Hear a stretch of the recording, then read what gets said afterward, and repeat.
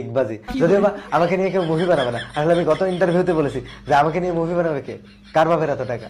আসলে মুভি বানানোর মতো কাউকে খুঁজে পাওয়া যায়, প্রযোজক পরিচালক সবাই আমার থেকে বিমুখ, তারা আমার মুখ ফিরিয়ে নিয়েছে, কারণ আমাকে দিয়ে আমার মুভি হবে না।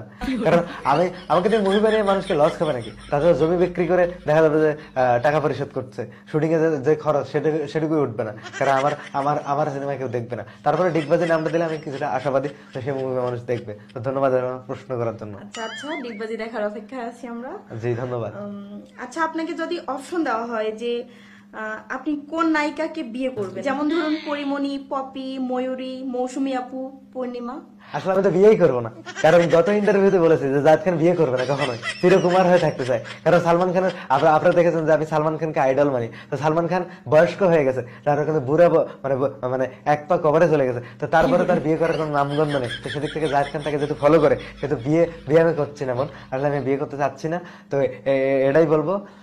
আসলে আর আপনি যাদের লিস্ট দিয়েছেন, যাদেরকে অপশন হিসেবে দিয়েছেন, তাদেরকে তো বিয়ে করার কোনো প্রশ্নই ওঠে না। কারণ বাংলাদেশের মেয়েরা এত বেহায়া, মানে এত নির্লজ্জ, আসলে এটা আমি কি বলবো, যাকে ভাষায় প্রকাশ করতে পারছে না। আর যে নামগুলো উল্লেখ করেছেন তারা আমি অনেককে পছন্দ করি, কিন্তু বাংলাদেশি মেয়েরা আমাকে সামলাতে পারবে না। আপনি শুধু অবাক হবেন, জাহিদ খানকে সামলাটা কিন্তু সো টাফ।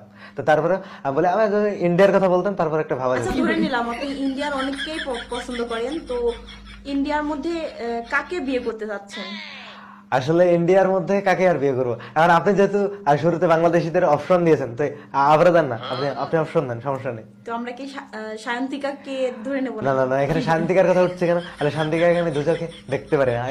গত কয়েকদিন আগে তার সাথে শুটিং শেষ করলাম, এই জন্য শান্তিকার নামটাই নিতে হবে আপনাকে, আর কোনো নায়িকা ফেলেন না।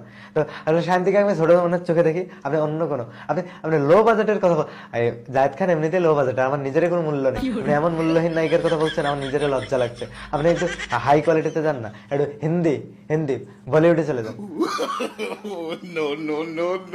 তাহলে নিশ্চয়ই সানি লিওন হতে পারে। একদম। আসলে আপনি শুনলে অবাক হবেন, আমি কিন্তু এটাই বলতে চাচ্ছিলাম। আর সানি লিওন আমার one of the most favourite heroine, মানে অ্যাক্ট্রেস। আসলে তাকে আমি এত বেশি পছন্দ করি, মানে তার প্রত্যেকটা ভিডিও আমার দেখা হয়। বুঝো না এই ব্যাপারটা। আসলে অন্যভাবে নেবেন না যে প্রত্যেকটা কোন ভিডিও দেখা হয়। আসলে আমি তার সিনেমা দেখি, তার গান দেখি, তার বিভিন্ন ধরনের যে অ্যাক্টিং, এগুলো আমাকে মুগ্ধ করে।